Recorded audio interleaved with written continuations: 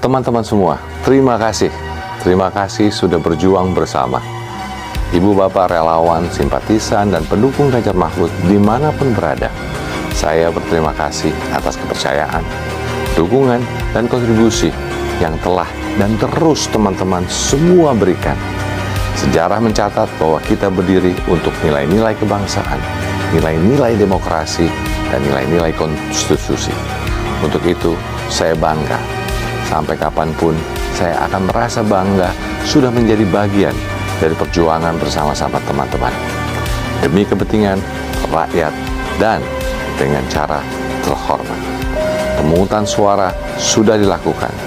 Sekarang perhitungan suara manual sedang berlangsung. Mari kita jaga dan kawal semua sampai final. Kalau boleh mengutip kata-kata Prof. Mahfud, ayo jangan lelah mencintai Indonesia. Bersama Mas Ganjar dan Prof. Mahfud, kita rawat ikhtiar kita untuk Indonesia yang lebih baik. Jika pemimpin buruk yang memimpin kita dan kita diam saja, maka keburukan itu akan merajalela. Ternyata pemimpin-pemimpin yang bisa berkuasa semena-mena di banyak tempat bisa semena-mena karena dibiarkan oleh mereka yang dipimpin. Indonesia bangsa besar, diuji dengan ujian-ujian besar. Saya memiliki perasaan bahwa hidup kita akan tidak baik-baik saja. Berkali-kali Indonesia dihantam krisis. Saya tidak pernah kehilangan kepercayaan terhadap sesama orang Indonesia. Sektor-sektor informal, usaha-usaha kecil, ekonomi rakyat. Merekalah yang membuat daya tahan ekonomi Indonesia sangat kuat. Tetapi saya percaya kitalah yang akan membuatnya lebih baik. Dan saya percaya setiap orang yang berjuang akan diganjar dengan hasil yang setimpal. Masih bicara soal pemilu 2024 yang hari pemungutan suaranya baru saja lewat. Saya ingin memulai dari sebuah cerita. Barack Obama, calon presiden Amerika Serikat tahun 2008.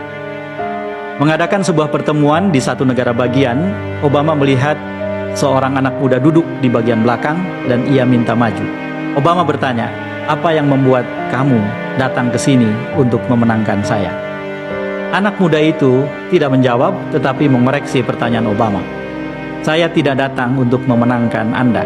Saya datang untuk memenangkan saya, siblings atau adik dan kakak saya, ibu dan bapak saya, keluarga saya. Jika bukan saya, orang lain tidak akan memperjuangkan yang kami inginkan.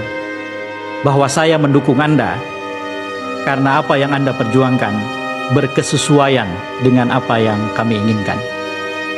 Saudara-saudara, itulah hakikatnya ikut pemilu. Setiap kita berjuang di kubu masing-masing. Setiap kita punya jagoan, baik dalam pemilihan presiden maupun pemilihan-pemilihan yang lain. Tetapi sesungguhnya, pemilu bukan tentang kandidat atau calon-calon itu. Pemilu adalah tentang setiap kita.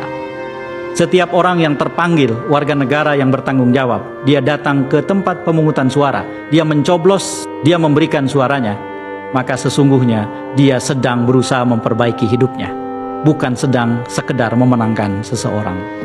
Hakikat pemilu itulah yang sebetulnya kita jalani dalam demokrasi. 14 Februari 2024 sudah lewat. Sebentar lagi kita akan tahu secara resmi siapa yang menang dalam pemilihan presiden, siapa yang menang dalam pemilihan legislatif, siapa yang memenangkan kursi-kursi senator, yaitu anggota Dewan Perwakilan Daerah dari setiap provinsi. Ketika mereka sudah menjadi pemenang, tentu saja ada pihak yang kalah. Kita yang memilih pihak yang kalah, tentu saja boleh sedih dan berkabung. Ini proses manusiawi yang tidak bisa dihilangkan. Perkabungan selepas pemilu adalah hal yang sangat lumrah dan wajar terjadi. Jika perlu menangis, menangislah. Jika perlu berguling-guling, berguling-gulinglah. Tetapi mari tetap jaga kewarasan kita. Saudara, apa itu bagian yang penting dari kewarasan berpemilu? Bagian yang penting adalah pemilu itu sesungguhnya fasilitas yang disediakan demokrasi untuk merehabilitasi harapan kita. Setiap 5 tahun kita datang ke TPS, entah untuk memilih kepala daerah atau untuk memilih kepala negara. Sesungguhnya kita sedang datang untuk merehab harapan kita. Boleh jadi banyak harapan kita yang bertepuk sebelah tangan sepanjang masa yang sudah lewat. Maka sebagai warga negara, sungguh kita layak dan sungguh kita berhak untuk punya harapan baru. Harapan itu kita alamatkan kepada mereka yang kita pilih. Ketika rehabilitasi harapan terjadi, kita bersyukur.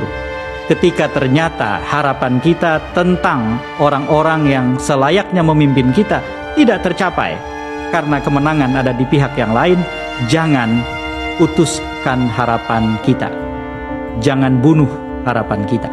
Jika pemimpin buruk yang memimpin kita dan kita diam saja, maka keburukan itu akan merajalela. Jika pemimpin buruk yang kita miliki lewat pemilu atas nama suara yang terbanyak, sementara kita tak tinggal diam, tetapi kita melawan setiap keburukan yang mungkin dihasilkan sang pemimpin, maka kita telah berikhtiar dan sedang berikhtiar mengurangi keburukan si pemimpin itu.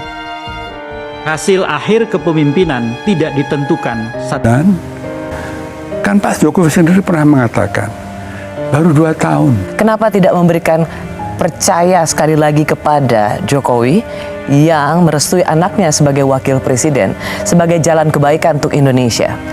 Kalau anaknya qualified, terbukti qualified, kalau anaknya melalui jalan kompetisi yang terbuka, kalau anaknya kemudian berprestasi dalam seperti diharapkan, silakan, saya nggak keberatan. Tapi Gibran dengan segala hormat atau tidak hormat, kan Pak Jokowi sendiri pernah mengatakan, baru 2 tahun, ada rekamannya. Nah, mengapa sekarang lain? Itu saya bingung dan saya kira mungkin jangan-jangan Pak Jokowi juga bingung. Emangnya saya tega ini?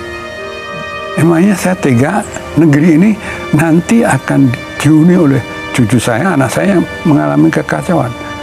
Emangnya saya tega? Negeri rusak. Jadi memang saya harus ikut lari di sini. Saya mau ikut lari, mau ikut lagi, tapi saya nggak bisa sepenuhnya. Umur saya udah 82. Kalau ikut demonstrasi udah nggak pantas lah. Juga nggak kuat kan, udah saraf kejep.